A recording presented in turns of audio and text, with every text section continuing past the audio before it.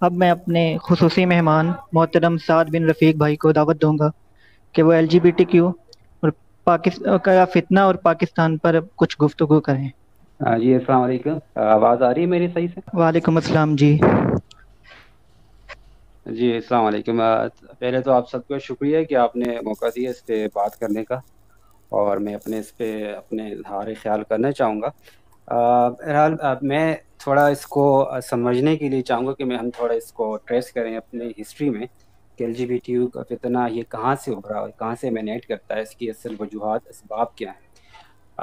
جیسے ابھی بات بھی کی، جو ہماری پہلے مریم صاحبہ نے بات کی، تہذیب کا انہوں نے ذکر کیا، جو میں سمجھتا ہوں کہ میری رائے میں کہ ایک تہذیبی ایک یہ کشمکش ہے جو اس وقت دنیا میں چل رہی ہے، نیریٹیوز کی ایک جنگ ہے، جس کی نتیجے میں بہت ساری ایسی چیزیں ابھری ہیں کہ جو تصادم میں ہیں یا متصادم ہیں۔ جب ہم دیکھتے ہیں کہ پوسٹ ماڈرنزم کا اکثر اصطلاح جو استعمال کی جاتی ہے، یا اس سے پہلے کا دور جو ہے رینائسنس کا ایک دور رہا، جس کے نتیجے میں ہم دیکھتے ہیں کہ ایک ایسی فکر ابھری، اور انسانی ساختہ فکر جیسے آپ کہہ سکتے ہیں، کہ جس نے یعنی انسان کو ایک خدا کے طور پر پیش کیا، یعنی انسان کو یہ اختیار دیا گیا کہ وہ اس چیز کا فیصلہ کرے، صحیح اور غلط کا تعین کرے۔ اب یہیں سے پھر ایک تصادم جو ہے وہ اس کا آغاز ہوتا ہے۔ اب ہمارے ہاں اسلام میں ایک ہماری ایک بنیاد ہے، جس بنیاد پر ہم اس چیز کا تعین کرتے ہیں، اور ہمارے پاس ایک فریم ورک ہے جو کہ موجودہ تہذیب کے پاس اس چیز کا وہ فریم ورک موجود نہیں ہے۔ یعنی وہ اپنی ایک آپ کہہ سکتے ہیں کہ نفس کی بنیاد پر، اپنی ایک سو کال جو ان کی جو ریشنل ہے، جو عقل ہے، اس کی بنیاد پر اس چیز کا فیصلہ کرتے ہیں۔ تو یہی ہوا ہمارے اس دنیا میں، اس وقت جو موجود تہذیب ہے وہ اسی نتیجے میں ابھری۔ ہوا یہ کہ پوسٹ ماڈرنزم میں انہوں نے جو ڈیکنسٹرکشن ہوئی گرینڈ نیریٹیوز کی، تو جو ڈیکنسٹرکشن کے نتیجے میں ہم دیکھتے ہیں کہ بہت ساری چیزیں جو ہے وہ نکال دی گئیں، اور میننگز نکال دی گئی، یعنی کہ معنی ہے وہ اس چیز کو نکال دیا گیا۔ تو ہم دیکھتے ہیں اس کے نتیجے میں پھر یہ چیزیں ابھری۔ ہم دیکھتے ہیں کہ بہت ساری چیزیں جو پہلے شاید مغرب میں مایوس سمجھی جاتی تھیں، وہ ابھی مایوس وہاں نہیں سمجھی جاتی۔ یعنی وہاں پہ جو آج ہم دیکھتے ہیں مغرب میں جو تحاریک چل رہی ہیں، ایون آپ ایسی چیزیں ہیں کہ جو ہم اس کا ذکر بھی نہیں کر سکتے کہ جو تحریک وہاں چل رہی ہے،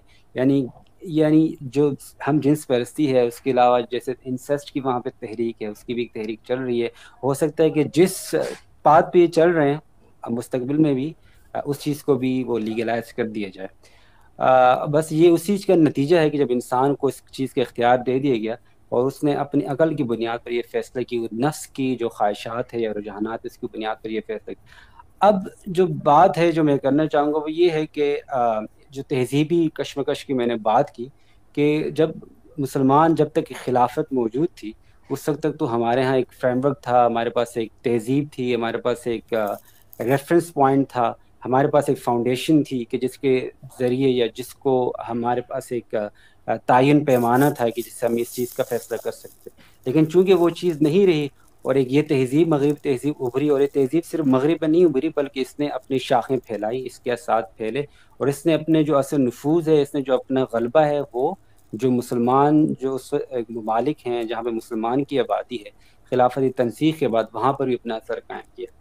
تو ہم دیکھتے ہیں کہ اس وقت وہ غالب ہے، اس نے پوری جو سسٹم ایک قائم کیا ہوا ہے، اور انسٹیٹیوشن کے ذریعے جو وہ اس چیز کو فروغ دے رہا ہے، وہ سسٹم جو اس کا حصہ ہمارے جو مسلمان ممالک ہیں وہ بھی ہیں۔ پاکستانی کانٹیکس میں بات کی جائے تو پاکستان جو ہے وہ بھی اسی ایک سسٹم کا، ایک ورلڈ آرڈر کا حصہ ہے کہ جو اس فکر کی بنیاد پر قائم ہے۔ یعنی ہم کہنے کو ایک مسلمان ملک ہیں، لیکن ہم دیکھتے ہیں کہ یہاں پر جتنی بھی ایون قوانین ہیں، آپ کی پارلیمنٹ میں جو قانون سازی ہوتی ہے، بظاہر تو ہمیں یہ کہا جاتا ہے کہ یہ ایک اسلامی آئین ہے یا اسلام کی بنیاد پر بنا ہے وغیرہ، لیکن بہت ساری چیزیں ایسی ہیں کہ جو واضح طور پر متصادم ہیں اسلامی قوانین سے۔ تو ہم دیکھتے ہیں کہ یہ بھی اسی چیز کا ایک حصہ ہے۔ آپ نے دیکھا کہ حال میں ابھی یہ جو ہوا ہے واقعہ جوائے لینڈ کی مووی کے حوالے سے، اگر ہم لنک کرتے ہیں کہ شہباز شریف صاحب جو ہمارے وزیر اعظم ہیں، انہوں نے اس پہ ایک نوٹس لیا، انہوں نے کمیٹی جو ہے وہ بٹھائی، اور انہوں نے اس چیز کو فیصلہ کیا ہے کہ اس میں کوئی ایسا وہ نہیں ہے یہ آزادی کے نام پہ، تو انہوں نے اس کو ان بین کر دیا۔ اب اس میں دیکھنے کی ضرورت ہے کہ آخر کیا وجہ بنی، کیوں شہباز شریف کو اس پہ جو ہے وہ یعنی ایک اس طرح اقدام اٹھانا پڑا، خود انہوں نے اس پہ پھر ایکشن لیا، اور اس کے نتیجے میں پھر ہم دیکھتے ہیں کہ دوبارہ سے اس کو ان بین کر دی گئی. یہ سمجھنے کی ضرورت ہے کہ اس وقت ہم ایک اس ورلڈ آرڈر کا حصہ ہیں، اور سمجھ کے ہم زیر انفلوئنس ہیں، زیر اثر ہیں، کہ وہ ہمیں اس بات پر مجبور کرتا ہے کہ ہم ان کی جو خیالات ہیں، ان کی جو افکار ہیں، ان کی جو روایات ہیں، اس کو ہم پروموٹ کریں، اس کو ہم عام کریں. آپ دیکھتے ہیں کہ وہ چیزیں عام کی جا رہی ہیں، وہ پہلے اس معاشرے میں عام ہوئی، ہمارے معاشرے میں آہستہ آہستہ ان چیزوں کو عام کیا جا رہا ہے، اس کو نارملائز کیا جا رہا ہے. اور اس کا مقصد یہی ہے کہ وہ یعنی بہت سارے جو چیزیں ہم گناہ سمجھتے ہیں، جو ہماری بلیف سسٹم سے متصادم ہیں، جو ہمارے لیے جائز نہیں ہے، جس نے اسلام نے قرآن روایت پر حرام کر دی، ان چیزوں کو بھی نارملائز کر دی جاتا ہے. اور یہ بڑی بدقسمتی کی بات ہے، اور یہ چیز سمجھنے کی ضرورت ہے میرے خیال میں کہ ہم اگر اس چیز کا حل چاہتے ہیں، کہ ہم سمجھتے ہیں کہ ہم اس کا حل کیا ہے، تو ہم اس کو تہذیبی نظر سے اس کو دیکھنا پڑے گا، سسٹم کی نظر سے اس کو دیکھنا پڑے گا کہ اس کا سدباب کیسے ممکن ہے. فی الحال تو ہم اتنا ہی کر سکتے ہیں کہ ہم اس فیس بک پہ پوسٹ لکھ دی، یا ٹویٹر پہ ہم نے اس کے خلاف ٹرینڈ چلا دی، یا ہم نے کوئی اس طرح کے سیشن رکھتی ہیں، جو کہ بالکل صحیح بات ہے کہ اس سے قابل ستائش ہے کہ اس سے ہم ایک شعور اجاگر کر رہے ہیں لوگوں کے اندر. لیکن یہ چیز سمجھنے کی ضرورت ہے کہ اس کا اصل حل کیا ہے، یعنی اصل حل اس کا کیا ہے. وہ حل یہی ہے کہ ہم اس کو سسٹمیٹکلی، اس کو ایک سسٹم اسٹیٹ کی سطح پر اس کے حوالے سے اقدام اٹھائے جائیں، کیونکہ ریاست ہی ہوتی ہے کہ جو ان چیزوں کو عام کرتی ہے، جو اس چیزوں کا سدباب کرتی ہے. تو میرے خیال میں ہم اس چیز کو سمجھنے کی ضرورت ہے. یہ جب تک ہم اس چیز کو نہیں سمجھیں گے، جب تک اس حوالے سے ہمارے اندر وہ انڈرسٹینڈنگ نہیں پیدا ہوگی، میرے خیال میں تب تک ہمارے لیے یعنی ہم دیکھتے رہیں گے کہ یہ چیزیں آتی رہیں گی. جس طرح پہلے بہت ساری چیزیں عام ہوئی، اور ہو سکتا ہے کہ آج یہ مووی بین ہوگی یا بہت ساری چیزیں روک دی جائیں پریشر کی وجہ سے، لیکن مستقبل میں اس سے زیادہ کبھی چیزیں جو ہیں وہ متعارف ہوں اور اس کو عام کیا جائے. تو اس لیے ایک سویلائزیشنل سطح پہ ایک سوچ کی ضرورت ہے. ہم اس چیز کو دیکھیں اور اس کو اس حوالے سے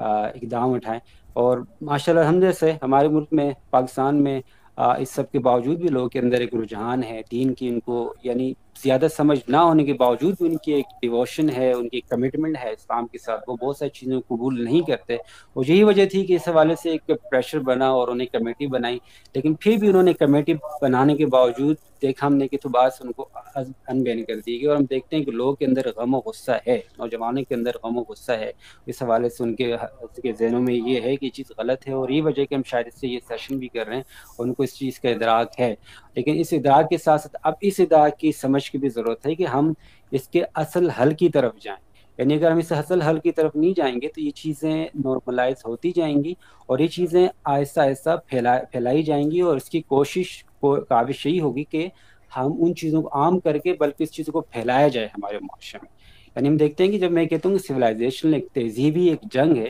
آپ دیکھتے ہیں کہ اس تہذیب میں ہر اس چیز کو فروغ دیا گیا، اس چیز کو عام کرنے کی کوشش صحیح کی گئی ہے کہ جس چیز کو اسلام نے یا قرآن میں جس کے واضح طور پر حرام قرار دی گئے. ہم دیکھتے ہیں کہ اس کے علاوہ جو ہمارے ہاں بے حیائی کا اکثر موڈیسٹی جو ہے اس کو ہم بارے میں بتایا جاتا ہے کہ ہم اب کو اسلام میں اس چیز کے حوالے سے ایک ہمارے ایک سٹانس ہے، کہ ہماری ایک اصول ہیں، ہماری فاؤنڈیشن ہے جو اس چیز کو پروموٹ نہیں کرتا، جس چیز کو بنا کرتا ہے. لیکن ہم دیکھتے ہیں اس تہذیب نے اس چیز کو پروموٹ، فریڈمز کے نام پہ اس کو آزادی دی، اور اسی فریڈمز کے نام پہ اس چیز کو بھی انہوں نے فروغ دیے گئے. تو ہمیں دوبارہ سے میں اپنی بات ختم کرنے سے پہلے یہ کہنا چاہوں گا کہ نوجوانوں میں اس چیز کی ادراک کی ضرورت ہے کہ وہ اس چیز کو سمجھیں، سویلائزیشن سطح پہ سمجھیں. اور صرف یہ نہیں کہ وہ فیس بک کی سطح پر، سوشل میڈیا سطح پر ہم سیشن کریں یا پوسٹ ڈالیں، بلکہ اس سے بڑھ کر آگے سوچنے کی ضرورت ہے. اور اس کے حوالے سے جو اصل حل ہے اس کو سمجھنے، پھر اس کے حوالے سے اقدام اٹھانے کی ضرورت ہے. جزاک اللہ خیر. جزاک اللہ سعد بھائی. اللہ پاک ہمیں سیکھنے سمجھنے کی توفیق عطا فرمائے.